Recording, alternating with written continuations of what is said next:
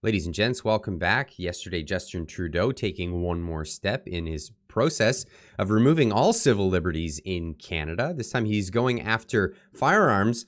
In particular, he was going after handguns. And this is what he had to say about that. We're introducing legislation to implement a national freeze on handgun ownership. What this means is that it will no longer be possible to buy, sell, transfer, or import handguns anywhere in Canada. In other words, we're capping the market for handguns. Wow, so proud of himself. Now, what is the acquisition of handguns like in Canada? Well, for a lot of our American viewers, you wouldn't understand, or there's a lot of Canadians that don't understand how difficult it actually is for law-abiding citizens to get their hands on firearms. So for regular long guns, such as shotguns or rifles that you would use for hunting or what have you, possession of that, you have to have your possession and acquisition license. So that's known as the PAL license, and that's the one you can use to get, shotguns and then ammunition from your local Walmart or wherever, which is under lock and key always, and you have to show ID to get. Now, that license requires you to do a 2-day course, a safety course, and then after you've passed the exam at the end of the course, you can then apply for your PAL license, possession and acquisition license. Now, that gives you the right to possess and acquire guns and ammunition that are known as non-restricted firearms in Canada, and that list is growing smaller and smaller every year thanks to the likes of Justin Trudeau. Now, if you wanted to get a handgun or any of the firearms that are on the restricted firearms, not prohibited are just not allowed, but restricted firearms such as handguns, and all handguns in Canada have been restricted up until this point, now illegal. To get this license, you would then have to take a further exam, which is a more difficult safety course. But then you have to do a background check, a massive, massive deep dive. It's not just a call from your gun store to the FBI and then a 24-hour check. No, this is a massive background, very, very intrusive background check, where you have to give lots of references and guarantors, and they call all these guarantors, and then they deep dive into the history of your life, and then from which, once you have this license, the RCMP, which is essentially Canada's FBI, has any right to come in and search your home in pursuit of these weapons or firearms at any given time that they see fit. This is an open license for the RCMP to come into your home. This, of course, is egregious, and a lot of people are turned off by this concept of the ability to search your property without a warrant. So a lot of people are deterred from owning these firearms for this case. Now, Justin Trudeau taking steps even further and saying even more in his egregious speech here.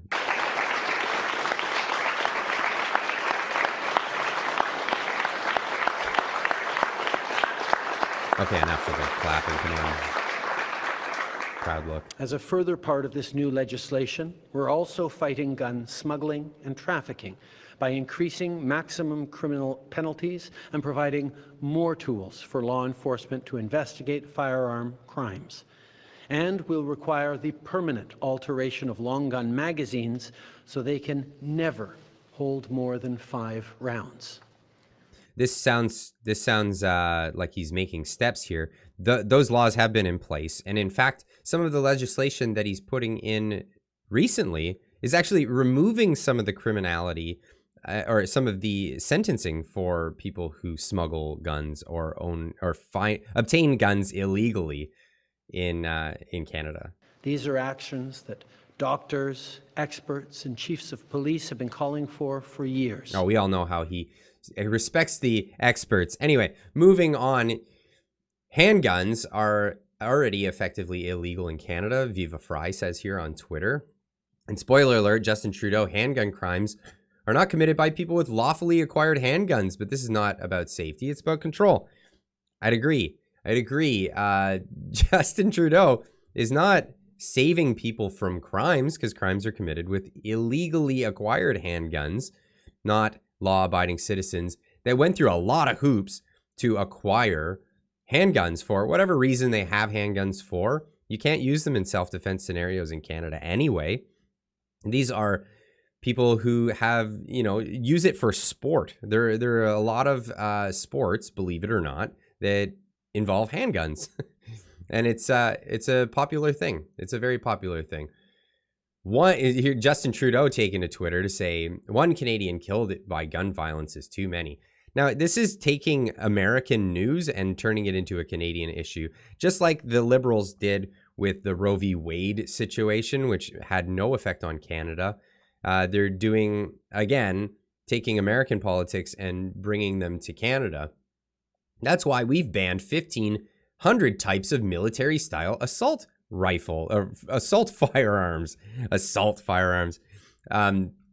Interesting language, of course.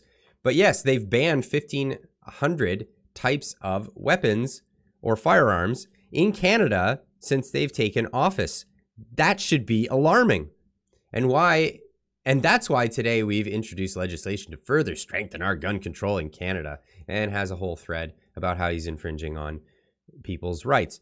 Now, this is what people are referring to as assault type firearms. Now, these are scary. They're scary looking. Well, why are they scary looking? Well, generally because typically they're painted black, and they have ergonomic handles on them. Now, this is what has made people afraid is, ergonomics and the ability to put items on your firearm, like quickly adjust your scope and quickly put on a bipod for stability so you can not be shooting with a wobbly hand and maybe go down into the prone position. Now, this is a popular sporting rifle in the United States, which is you're not allowed to hunt with in Canada, even if you were able to acquire one with a restricted license. Now, I'll give you an example here of the fear that's going on. This is, of course, a very popular sporting rifle for children. This is a Ruger 1022. This is a 22 little plinking gun, but it's been a staple in America and Canada for a long, long time. Now, can you spot the difference between this and this? One's scary and one isn't. Well, it's about the color and the fact that this one has ergonomics to it. It has an adjustable buttstock, and it has a pistol grip. Of course, it's got this banana clip, so it's got more capacity on it, but that makes it scary. That's the scariness of this little gun, which is basically a pea shooter. It's a 22 long rifle rimfire rifle, and it is just a little tiny plinking gun. Now, with the same logic, you'd see the federal government taking this and forcing contractors and making sure that all contractors are safe by using drills that look like this. Now, Trudeau removed 1-year mandatory minimum sentences for charges related to gun smuggling and trafficking illegal guns. Whose side is Trudeau on? Not law-abiding gun owners, says John Lee Pettimore on Twitter. We also have Brian Lilly, who is an establishment conservative, writes for, the Toronto Sun. While Trudeau and his team are talking about making communities safer with tougher gun laws, they still have Bill C-5 going through Parliament. This bill lowers sentences for a number of serious gun crimes, including smuggling and trafficking. The things that he's banning the acquisition and sale of handguns in Canada, but really if anything, we'll see more of them on the streets because of this legislation that's going through here. We've all gone mad, taking to Twitter to say, Trudeau proposes making handguns illegal, reducing access, and making licensing harder for legal gun owners while reducing sentences for criminals using illegal guns to commit crimes. Soon, the only ones who'll have guns will be the criminals, and they get reduced sentences. Anyone feel safer? Are you feeling safer right now? And here we have the Liberal Party saying, 1 Canadian killed by gun violence is too many, of course, jumping on the American tragedies that have been happening. Today, the Liberal government is moving forward with some of the strongest measures in Canadian history to keep guns out of our communities, including by implementing a national freeze on handguns. Tokyo Rosie taking to Twitter to say, do you understand that gun crimes aren't committed by legally owned guns? Interesting that. Now, excuse me. I thought it was very interesting timing because typically when the government overreaches, they'll overreach on a Friday afternoon, right at the end of the weekly news cycle, and they will overreach in a way that they can run away from the reporters and not have to talk about this. Typically, when it happens on a Monday, it's the sign that they want to talk about this because they probably don't want to talk about something else. Now, what else are they proposing? What else is happening in government right now? Well, they just voted to extend the travel ban. So there was a motion to remove the travel bans in Canada brought forward by the Conservatives, and the Trudeau Singh government, on political party grounds, kept it in place. So again, while the rest of the world is moving away from travel bans and travel restrictions, Trudeau Singh government kept it in place. Do they want to talk about that? Probably not. What else do they not want to talk about? Well, maybe this exclusive that came out from Keenan Bext from the Countersignal. Exclusive. We spoke with the Trudeau government and we confirmed that they are hiring for the Center of Immunization Surveillance as part of the vaccine rollout task force, which will gather the health data of millions of Canadians across the country. Wow, they're rolling out vaccine police. Maybe that's something they don't want you to pay attention to. I'm going to be talking about this one in the next video, so please pay attention, tune in, subscribe to the channel if you can. If you haven't already, hit the like button, and yeah, tune into the next video where I'll be talking about that. But yes, that's where we are, and we'll see you in the next video. Keep on trucking.